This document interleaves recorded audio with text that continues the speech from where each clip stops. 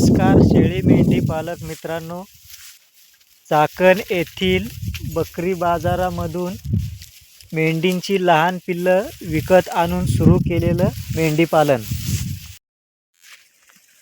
बकरी पालनाला सुरुवात लॉकडाऊन पासून केली. सुरुवातीला काही बकरी पालक शेतकऱ्यांच्या घरी जाऊन 2 बकरी, 4 बकरी, 3 बकरी अशा खरेदी केल्या. काही बकऱ्यांच्या पाठी करडं आली आणि काही गाभण होत्या. त्यानंतर 1-2 वर्षांनी म्हणजे 2023 मध्ये चाकण येथील शेळी मेंढी बाजारामध्ये जाऊन मेंढींची 7 पिल्लं खरेदी केली. त्या 7 पिल्लातील 5 विक्री होऊन 2 कळपामध्येच ठेवली बकऱ्यांच्या. त्यांची आता 2-2 वितं झालेली आहेत आणि 3-3 महिन्याच्या गाभण आहेत. त्यानंतर 2024 मध्ये मेंढी पालक शेतकऱ्यांच्या घरी जाऊन 6 पिल्लं विकत घेतली मेंढीची. ती पिल्लं आम्हाला मोठी मिळाली 4 महिन्याच्या वरती. 4 महिने 5 महिन्याची पिल्लं होती ती. त्यातील 3 विक्री झाले, 3 ठेवले कळपामध्ये बकऱ्यांच्या. तर त्यांचंही आता 1-1 वीत झालेलं आहे आणि 1-1 महिन्याच्या गाभण आहेत.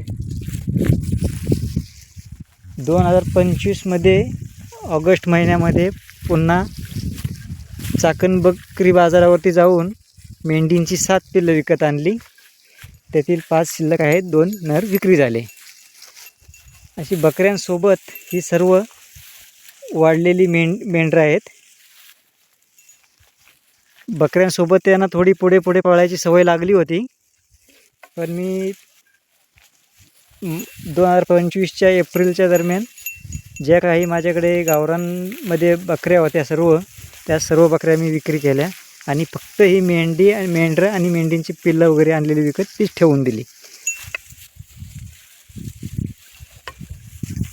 2023 मध्ये ही आणलेली ज्या 7 पैकी 2 पिल्लं ठेवली होती त्यातील ही एक मादी आहे. हिची 2 वितं झालेत आणि ही मी आता ती 2-3 महिन्याची गाभणही आहे.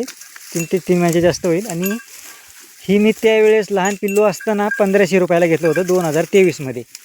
हिच्या जोडीची अजून एक मेंढी आहे, तीही 2023 मध्ये 1500 रुपयालाच पिल्लू घेतलं होतं. समोर आहे ते. तिची 2 वितं होऊन ती. सुरुवातीला शेळे खरेदी केलेत, नंतर मेंढीची पिल्लं, तेव्हापासूनच फिरिस्त शेळी मेंढी पालन आहे. म्हणजे अर्धबंदिस्त किंवा बंदिस्त असं नाही आहे, कारण चाऱ्याची व्यवस्था अजून नाही आहे केलेली, जमीन नसल्यामुळे. सकाळी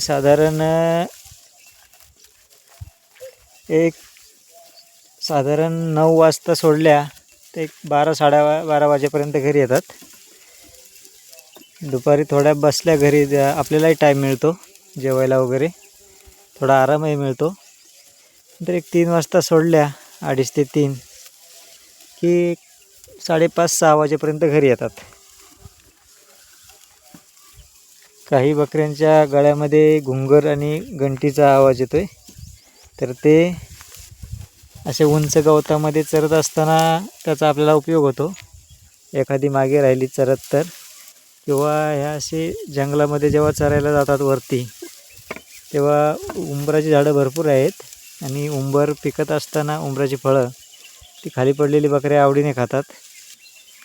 तेव्हा एखादी बकरी मागे 1-2 बकऱ्या मागे चरत राहतात. त्याच्यामुळे मग आपल्याला घंटीच्या आवाजावरती समजतं की आहे पाठीमागे कोणीतरी राहिलेलं बकरं आहे 1-2 पाठीमागे. त्यासाठी घुंगराचा आणि घंटीचा एक उपयोग होतो आपल्याला.